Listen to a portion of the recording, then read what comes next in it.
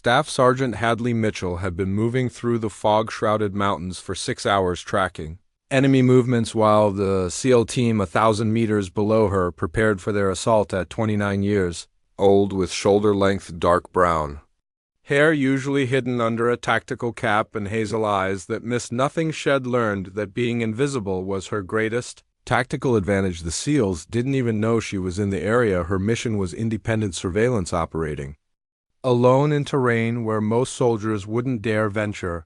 But when the radio crackled with panicked voices, contact multiple enemy shooters on the ridgeline, estimate 2,000 meters or more, we can't even see them. Hadley knew her surveillance mission was about to become something entirely different. She heard the SEAL team leader frustrated whisper to his second-in-command, enemies at 2,000 meters, that's beyond our capability, we need specialized support, but there's no time. That's when Hadley emerged from the fog bank that had concealed her position, her custom-built .338 Lapo Magnum rifle slung across her back, and walked directly toward the stunned SEAL operators. One of them started to challenge her presence, but Hadley simply grabbed her sniper rifle, dropped into a shooting position, and said 4 words that would change the entire operation. Iv got the distance. The mission had started 72 hours earlier when intelligence identified a high-value enemy commander meeting with foreign fighters in a remote mountain compound. The SEAL team's job was to conduct reconnaissance, confirm the target's presence, and, if possible, execute a direct action raid.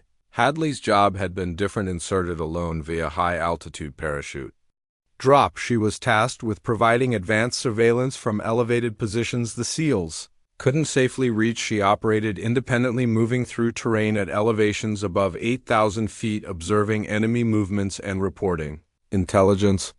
For 3 days, she'd been a ghost in the mountains. She'd watched enemy patrols, mapped their routes, identified their defensive positions. She'd survived on cold rations and minimal water, sleeping in carefully concealed hides that prevented detection.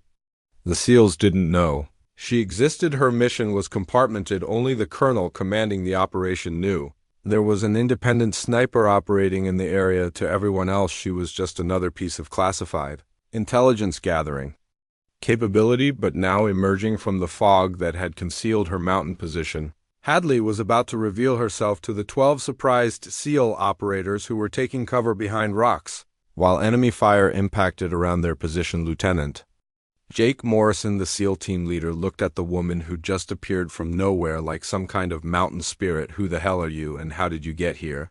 Hadley was already setting up her rifle on a stable rock formation. Her movements professional and economical. Staff Sergeant Hadley Mitchell, independent surveillance element. I've been in these mountains for 3 days now. Your counter sniper support. Where are the enemy shooters? Counter sniper support. We didn't request, Lieutenant. I've got enemy snipers engaging your team from approximately 2,000 meters. I heard your radio transmission. You need someone who can shoot at that distance. That's what I do now. Where are they? Morrison's second-in-command, Chief Petty Officer Ryan Carter pointed toward the northern ridgeline, barely visible through the shifting fog. Northern ridge elevation above us. We've been taking accurate fire, but can't identify exact positions. They're hitting us from way beyond our rifle range. Hadley pulled out her rangefinder and began scanning the northern ridgeline. How many shooters? At least 3, maybe more. They've been firing sporadically for the past 10 minutes. One of my guys took a round through his plate carrier, didn't penetrate, but haze bruised. Bad? Have they been repositioning between shots? Hard to tell. Fog's been rolling in and out, but yeah, seems like they shoot and move. Hadley ranged various points on the northern ridgeline, 1950 meters, 2020 meters, 2,100 meters. The fog was complicating things, reducing visibility to intermittent windows when the wind shifted. Lieutenant, I need your team to stay in hard cover for the next 15 minutes. No movement, no return fire. Let them think you're pinned and waiting for help. That'll make them confident. Maybe less careful about exposure. Morrison studied her mid-20s to early 30s fit, but not bulky, calm in a way that suggested this wasn't her first time under fire. The rifle she was setting up was clearly custom-built, high-end optics, the setup of someone who took long-range shooting seriously. Sergeant, with all respect, who authorized you to be here? Colonel Richards at Task Force Headquarters. My mission is compartmented. You weren't briefed on my presence because I'm supposed to be invisible. But circumstances changed when your team came under fire from extreme range. Now, I'm your best option for dealing with that problem. Carter spoke up. Ma'am, no disrespect, but those enemy snipers are at 2,000 meters or more. That's beyond effective range. For most shooters, what makes you think you can engage at that distance? Hadley finished her rifle setup and looked at Carter with hazel eyes that held absolute confidence. Chief, my longest confirmed kill is 2,450 meters. I'm certified for extreme long-range interdiction. 2,000 meters is well within my capability. Now let me do my job. She returned to her scope, scanning the northern ridgeline with methodical precision. The fog was her enemy every time it rolled. Invisibility dropped to less than 500 meters, but when the wind shifted and cleared the fog temporarily, she could see the terrain features where enemy snipers would position for 8 minutes. Nothing happened. The SEAL team stayed in cover, watching this mysterious sniper who'd appeared from nowhere. Some were skeptical, others hopeful, all confused about who she was and how she'd gotten here. Then Hadley saw it. A brief break in the fog revealed a figure on the northern ridgeline, partially concealed behind rocks at approximately 20-50 meters. The enemy sniper was setting up for another shot, confident that the fog concealed him. I have visual on one shooter, Hadley said quietly. Northern ridgeline, 2,050 meters, standby. She ranged the target precisely. 2047 meters. She pulled out her handheld weather station and checked conditions. Wind 12 miles per hour from the northwest. Temperature 52 degrees Fahrenheit. Elevation 8300 feet. Humidity 75%. Hadley input the data into her ballistic calculator, getting her firing solution. 41.8 MOA. Elevation adjustment 7.6 MOA. Windage correction. At this distance, her bullet would be in flight for approximately 3.1 seconds. She made her scope adjustments and settled into perfect shooting position through the scope. The enemy sniper was a small figure, barely recognizable as human at over 1.2 miles distance. Hadley controlled her breathing, finding the natural respiratory pause. Her finger took up trigger slack. She held the crosshairs on target with the calculated holdover for bullet drop and wind drift. The rifle fired. The recoil was substantial, but Hadley rode it perfectly, staying in the scope to observe impact. 3.1 seconds of bullet flight through her scope. She saw the enemy sniper collapse. Hit, she said calmly. Target down at 2047 meters.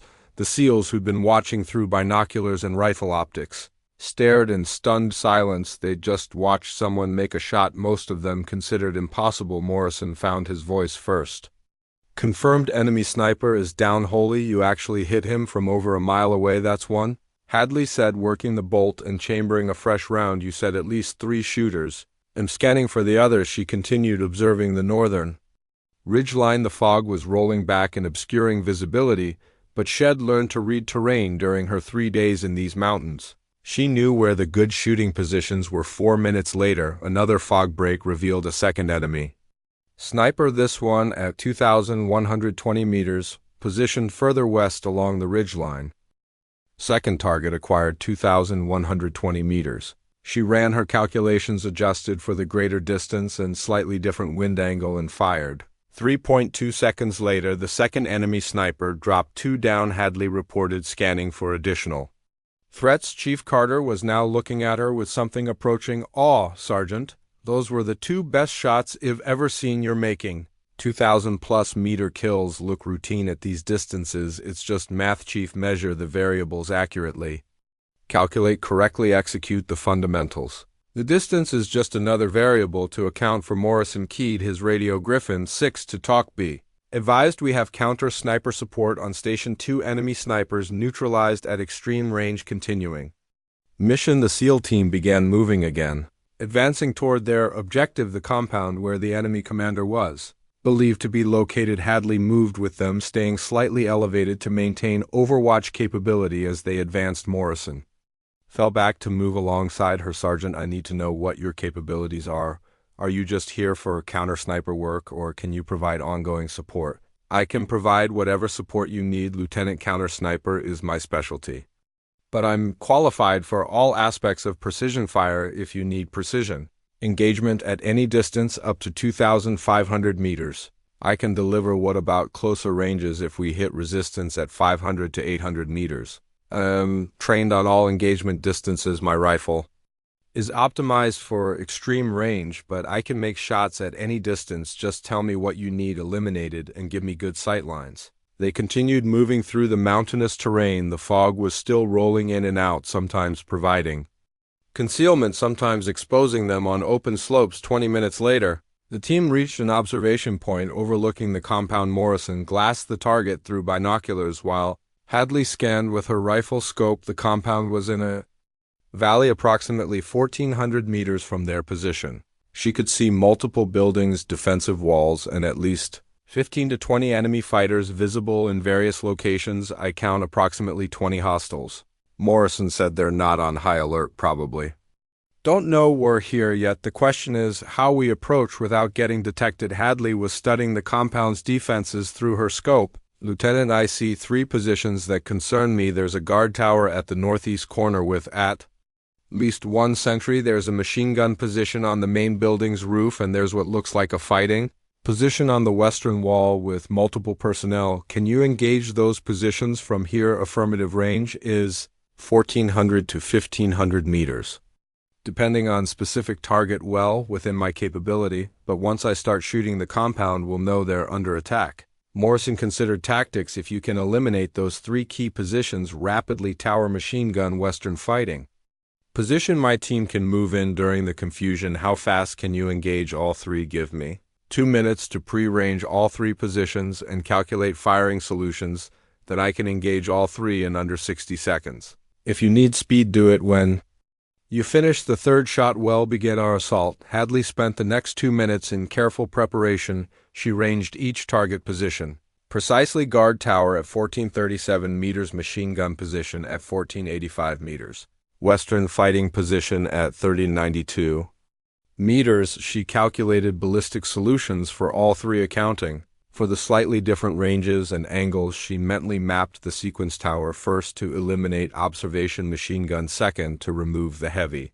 weapon fighting position, third because it would take longest for those fighters to react. Ready, she said. On your signal, engage all 3 positions in sequence. Estimate 50 seconds from first shot to 3rd shot. Morrison positioned his team for the assault. Execute when ready. Hadley settled into position, placed her crosshairs on the guard tower sentry with proper holdover, and fired. The sentry in the tower dropped. She worked the bolt, smoothly swung her rifle to the machine gun position, and fired again. The machine gunner collapsed across his weapon. She worked the bolt, shifted to the western fighting position, where multiple enemy fighters were visible, selected the most exposed target, and fired. The 3rd shot hit, sending the enemy fighter tumbling backward. All 3 positions engaged. Hadley reported tower clear, machine gun neutralized, western position disrupted. Griffin 6, move. Morrison led his team down the slope toward the compound at a sprint. Hadley stayed in overwatch position, scanning for threats through her scope. She watched the SEAL team approach the compound. While enemy fighters inside were still confused about what was happening, an enemy fighter appeared on the main building's roof, rifle raised, aiming toward the approaching SEALs. Range 1,450 meters. Hadley engaged the enemy fighter, dropped before he could fire. Another enemy fighter emerged from a building, trying to reach the now unmanned machine gun. Range 1,470 meters. Hadley engaged target down. She was providing precision overwatch, eliminating threats before they could engage the SEAL team. At these ranges, the enemy fighters had no idea where the shots were coming from. They simply saw their teammates collapsing from invisible fire. The SEAL team breached the compound wall and began room-to-room clearing. Hadley continued scanning, looking for threats. She saw movement on a rooftop approximately 200 meters from the SEAL position, an enemy fighter with what looked like an RPG launcher positioning to fire at the Americans. Range 1,630 meters from Hadley's position. She ranged, calculated, and fired in under 5 seconds. The enemy fighter with the RPG collapsed before he could launch Griffin 6. This is Overwatch, Hadley transmitted. I just eliminated an RPG gunner. On the northern building rooftop, you had a rocket about to come your way. Overwatch, Griffin 6, good shooting. We're continuing clearance for the next 15 minutes. Hadley provided precision overwatch while the TEL team cleared the compound. She eliminated 7 enemy fighters who threatened the team, all at ranges between 1,400 and 1,700 meters. Finally, Morrison's voice came over the radio. Overwatch Griffin 6 compound secure, HVT is confirmed. KI, he was eliminated during the breach. We're conducting sensitive site exploitation and then well be ready for exfil. Roger. Griffin 6. It'll maintain Overwatch until you're ready to move 20 minutes later. The SEAL team withdrew from the compound carrying intelligence materials and documentation. Hadley displaced from her position and moved to link up with them at the planned extraction point. When she reached the extraction point, Morrison approached her with an expression of profound respect. Sergeant Mitchell, I counted 11 enemy killed by your fire during that operation. Every single one of those shots prevented a threat to my team. You saved multiple lives today just doing my job. Lieutenant, your job. Most snipers can't shoot like that. Where did you train? Special Operations Sniper Course, then Advanced Long-Range Training at a facility I can't discuss. I've been doing extreme distance work for about 4 years. Chief Carter joined them, ma'am. Sergeant, I've worked with a lot of snipers in my career. What you did today, the shooting at 2,000 plus meters, and then the sustained precision fire during our assault, that's the best shooting I've ever witnessed. Morrison nodded. I'm writing a commendation for your actions, but I also have questions. You said you've been in these mountains for 3 days alone? Affirmative. I inserted via HAHO parachute drop 72 hours ago. I've been conducting surveillance from elevated positions, mapping enemy movements. You've been operating solo at 8,000 plus feet in hostile territory for 3 days. That's incredibly dangerous. Hadley smiled slightly. Solo operations are my specialty, Lieutenant. I prefer working alone. No one to compromise my position, no one to slow me down. Complete freedom to move through terrain most people can't access. But what about resupply? Support extraction. If things go wrong, I carry everything I need. Water purification, cold rations, cold weather gear, emergency medical. As for extraction, if things go wrong, I'd handle it the same way I handle everything else, carefully, quietly, and alone. The extraction helicopters arrived, pulling the SEAL team and Hadley out of the area. During the flight back to base, several of the SEALs approached her with questions about her shooting, her training, her equipment. She answered professionally, but didn't volunteer much. She learned that maintaining some mystery was tactically useful. Let people wonder, let them speculate. It kept them from assuming they fully understood her capabilities. When they landed at the forward operating base, Hadley was met by Colonel Richards, the task force commander who'd authorized her, and Sergeant Mitchell. I've been monitoring the operation. Your shooting was exceptional. 11 confirmed kills at ranges from 1,400 to 2,100 meters, including critical saves that prevented SEAL casualties. Outstanding work. Thank you, sir. I'm also hearing that you emerged from the fog like some kind of ghost, took charge of the counter-sniper situation, and made shots that SEAL team members are calling the best they've ever seen. You've certainly made an impression, sir. I prefer to avoid making impressions. I work better when people don't know I'm there. Richard smiled. I understand, but after today, the special operations community is going to know about you. The word is already spreading about the sniper who appeared from nowhere and made impossible shots look routine. Over the next 2 weeks, Hadley supported 3 more SEAL operations each time, operating from elevated positions that other personnel couldn't or wouldn't access. She made shots at ranges from 1,600 to 2,300 meters, eliminating threats before they could engage friendly forces. Her reputation grew despite her preference for anonymity. SEALs who'd worked with her spread the word there was a lone sniper operating in the mountains, a woman who could make impossible shots and who moved through terrain like a ghost. Some started calling her the Fog because she appeared from nowhere, eliminated threats with precision, and disappeared back into the mountains without explanation. The nickname amused her. It fit the way she operated, invisible until the moment she was needed, then devastating in her efficiency, then gone before anyone could fully comprehend what had happened. 3 weeks into her deployment, Hadley received orders for her most challenging mission yet. Colonel Richards briefed her personally. Sergeant Intelligence has identified an enemy commander who's been directing attacks against our forces for the past 6 months. Hayes responsible for at least 40 coalition deaths. Hayes careful, paranoid, constantly moving locations, but we've confirmed he'll be at a specific compound tomorrow at noon. What's the challenge? Sir, the compound is in a valley surrounded by enemy-controlled territory. Any conventional assault would result in significant casualties. Airstrikes aren't authorized due to potential civilian presence, but there's an elevated position approximately 2,800 meters from the compound. Hadley's eyes widened slightly. 2,800 meters was extreme, even for her, sir. That's at the edge of my rifles. Maximum effective range. I've never made a combat shot that long, I know, but you're the only sniper I have who's even capable of attempting it. If you think the shot is possible, you're authorized to try. If you don't think you can make it, well, find another solution. Hadley studied the imagery and topographical data, sir. 2,800 meters is possible in perfect conditions. With perfect execution, I'd need extensive preparation time, detailed environmental data, and probably some luck, but yes, I believe I can make the shot. Then you're authorized. You'll insert solo tomorrow morning, establish position, and engage the target.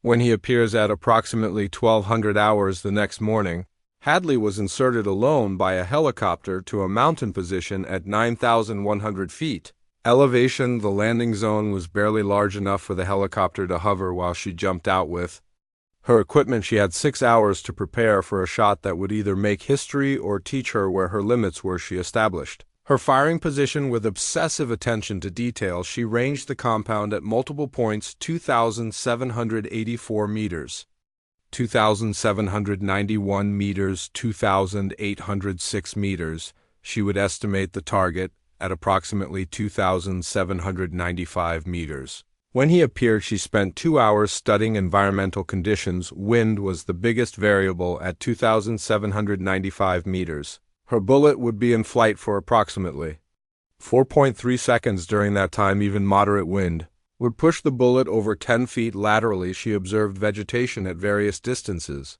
estimating wind speed at 500-meter intervals along the bullet's flight path. She calculated temperature gradients from her elevation down to the valley. She accounted for the fact that she'd be shooting downward at a significant angle.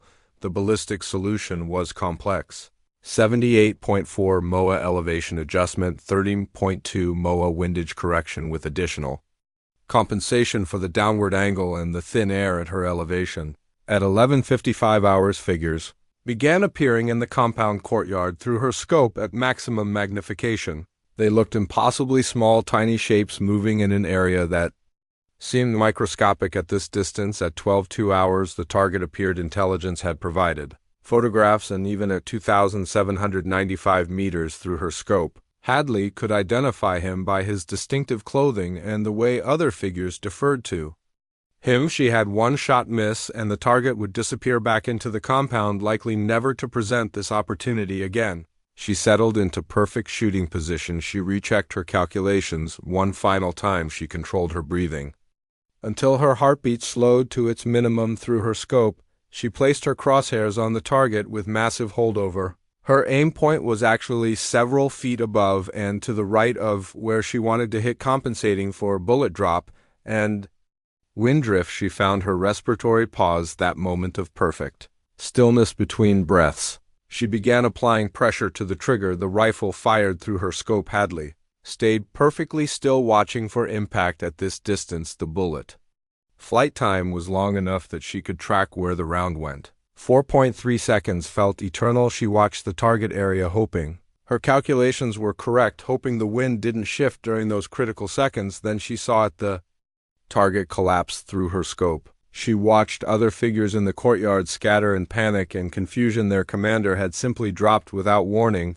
Hadley keyed her radio. Granite Base, this is Overwatch 1. Target neutralized. One shot confirmed. Hit at 2,795 meters. There was a long pause. Then Colonel Richards's voice came back. Overwatch 1, confirm your last. Did you say 2,795 meters? Affirmative, sir.